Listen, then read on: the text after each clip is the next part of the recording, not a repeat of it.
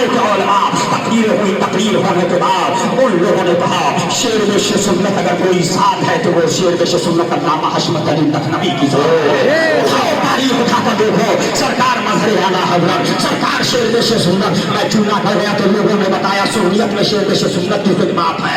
मैं जामनगर गया तो लोगों ने बताया शेर में से सुन्नत की खिदमत है। मैं हैदराबाद तक तक गया, लोगों ने बताया शेर में से सुन्नत की खिदमत है। मैं अतूरी के अंदर गया, लोगों ने बताया शेर में से सुन्नत की खिदमत है। मैं नागपुर के करीब नागपुर शहर के अंदर गया, लोग मिले कि हजरत तशरीफ लाए तो यहाँ तकलीफ फरमाई, वहाँ तकलीफ फरमाई। उठाओ हिंदुस्तान के अंदर हजरत मैं उड़ीसा गया, उड़ीसा में लोगों ने बताया हजरत यहाँ दौरा फरमाया था, लेकिन वो दौरे का आलम ये था जिधर जाते उधर वहाबियत भाग रही थी। मैं बंगाल के अंदर गया, बंगाल के अंदर कृष्णा, बंगाल के अंदर मैं बस्ता गांधी के पास गया तो वहां लोगों ने बताया आज से 70-80 साल पहले सरकार मजहर आला हजरत तशरीफ लाए थे। दौरा एक दिन का था, लेकिन इधर की जरूरत को देखकर हजरत ने इस गांव में तकरीर, इस गांव में तकरीर, इस गांव में तकरीर। 25 दिन सरकार ने बंगाल का दौरा किया, 25 दिन बंगाल का दौरा किया है।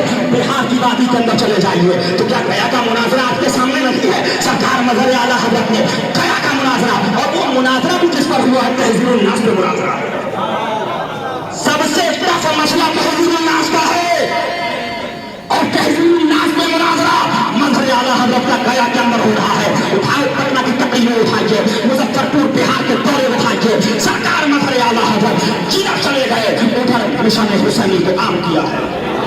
बस बात को खत्म करूंगा।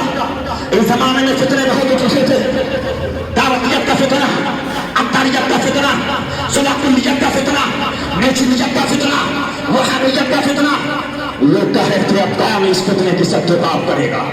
बड़े बड़े लोग उधर हैं, जुब्बे वाले उधर हैं, कुब्बे वाले इधर हैं, अमामे वाले उधर हैं, भीड़ उधर है, लेकिन उठाओ जरा देखो तारीख उठाओ।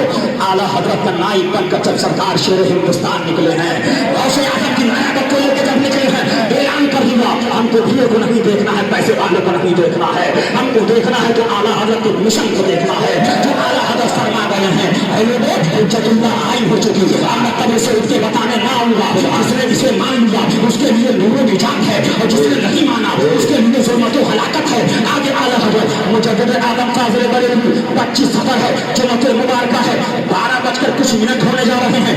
आला हजरत की ये वसीयत 2 महीना पेश कर हजरत आले रसूल अहमदी सरकार के पूरे मुर्शिद के ओर से सरापा कुद्स में फरमाई, लेकिन अब वसीयत हो रही है 2 घंटा पहले। सुभान, 2 घंटा पहले। सुभान, क्या वसीयत? कलम लाओ, कागज लाओ। कलम लाया गया, कागज लाया गया।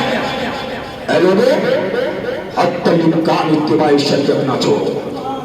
फिर आगे बढ़े, मेरा दीन जो मेरी किताबों से जाहिर है उस पर मजबूती से कायम रहना हर फर्ज से अहम फर्ज है। सुभान, मजबूती से कायम रहना हर फर्ज से। अच्छे हिंदुस्तान निकले और आला हजरत की किताबों को लेकर निकले, फतावा रज़िया को लेकर निकले, आला हजरत की हुसानुल हरमैन लेकर निकले, तमहीरुल ईमान लेकर निकले, अक़ीदतुल मक्किया लेकर निकले, और हिंदुस्तान के पूछे कर हिंदुस्तान के बाहर पेश कर दिया। जो आला हजरत की किताबों पे होगा उसी को माना जाएगा, और जो किताबों पे नहीं होगा उसको नहीं माना जाएगा। इसलिए मैं कहना चाहता हूँ, और सब बहुत हैं और पीर बहुत हैं, लेकिन ये पीर 50 साल में अपनी पीरा मुरीदी के लिए नहीं लड़ा, ये जब लड़ा है तो करबला के पैगाम के लिए लड़ा। इसलिए आप आए हो। बस आखिरी जुमला कहकर निकलना चाहूंगा। लोग कह रहे हैं चादर मत डालिए, फूल डाल दीजिए। पीर लोग क्या कह रहे हैं? चादर मत डालिए, फूल डाल दीजिए। 200 रुपए की चादर डालेंगे, उसमें गरीबों की शादी करा दीजिए। तो मैंने कहा पीरों से कहो 25 लाख की 20 लाख की गाड़ियां हैं, सारे हिंदुस्तान के पीर बेचकर गरीबों में बांटे पहले।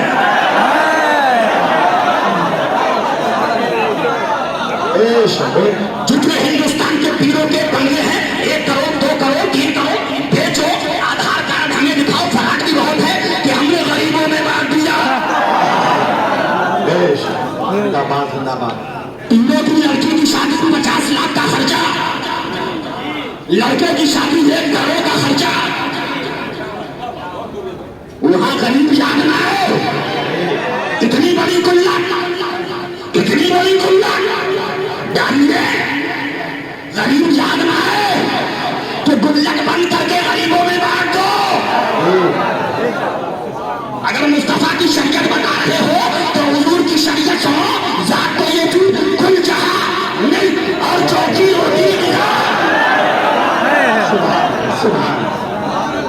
सुन्नत की बात है, मुर्गा पेट के अंदर, गरीब परवरी, गरीब भूखे मरे, पीर लोग बटे पेट के अंदर। 200 की चादर डाली जाए तो कहा जाए चादर मत डालो, इससे गरीबों को बांट दो। अरे उनसे हसमती में आने वालों, ये गरीबों से मोहब्बत नहीं है, ये आला हजरत और ख्वाजा गरीब नवाज की चादरों से नफरत है। लेकिन हम तो कहेंगे बोलो हाथ उठाओ, हमें ख्वाजा देंगे तो हम कपड़े की तो कपड़े की, चांदी और सोने की।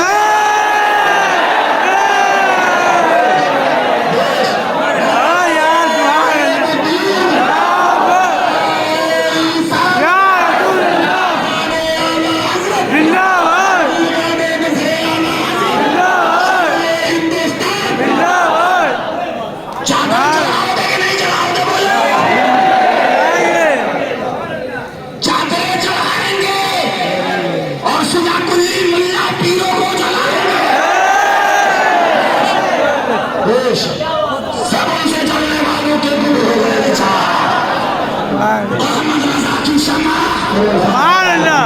अरे चादर तो चादर है, ख्वाजा के मज़ार पे सोने का ताज चढ़ा दिया।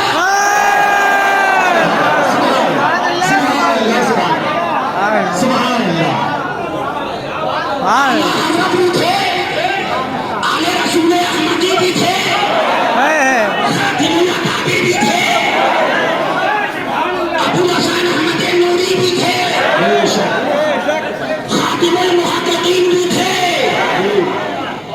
लेकिन उन्होंने ये नहीं कहा ये सोने का ताज चढ़ाना गलत है।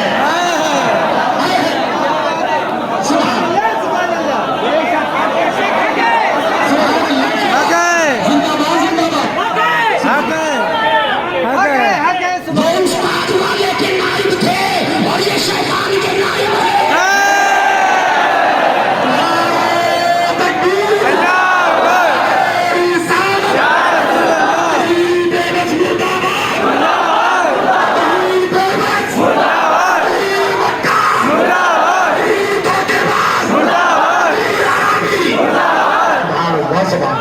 वो ख्वाजा के नाइब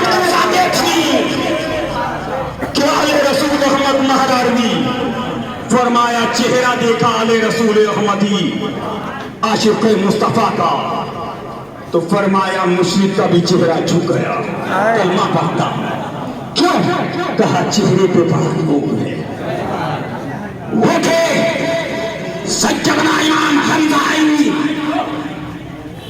फजर की वजू से नमाज अदा की, रात में इशा की नमाज फजर के वजू से अदा की जा रही है, जिन्होंने एक एक मदीना पैदल पैरोजे रखे, जिनकी खानका में लोग साल तक सौम और सलात के अंदर सुभान अल्लाह वे पकड़े का आलम। लेकिन उन्होंने नहीं कहा मजार पे चादर मत डालना, वो ख्वाजा के नाइब थे और ये दुनिया पर सुलाकुल शैतान के नाइब है। बस जुमला कहकर निकलना चाहूंगा, कह दिया नाइब तो हो सकता है कोई कुछ कहे। बस एक हवाला सुन लो, मुजद्दिद अल-फसानी शेख सरहंदी अपनी किताब मक्तूबात इमाम रब्बानी में तहरीर फरमाते हैं, मेरे एक दोस्त ने शैतान को देखा बेफिक्र बैठा है, उसने पूछा तेरा काम तो बहकाना, तो क्या कर रहा है? कहा इस जमाने के मौलवी और पीरों ने मुझे बेफिक्र कर दिया, जो काम मेरा था वो काम ये कर। मुजद्दिद अल-फसानी शेख सरहंदी फरमाते हैं, सच है इस जमाने में दीन में जो खराबियां पैदा हुई हैं उन्हीं बड़े मुल्लानों और बड़े पीरों की देन है। फिर आगे फरमाते हैं, ये लोग समझते हैं हम मखलूक में सबसे बेहतर हैं, हकीकत में सबसे बदतर और दीन के चोर हैं। मैं नहीं कह रहा हूं, अल्लाह उलमाए हक को सलामत रखे और इन उलमा के पीछे हमको चलने की तौफीक अता फरमाए। और उन मुल्लाओं से भी बचिए जो 10 दिन पहले कुछ कहते, साल भर पहले कुछ कहते, 2 साल पहले कुछ कहते, 6 साल पहले कुछ कहते, उनको पता ही नहीं है कि क्या कहना है।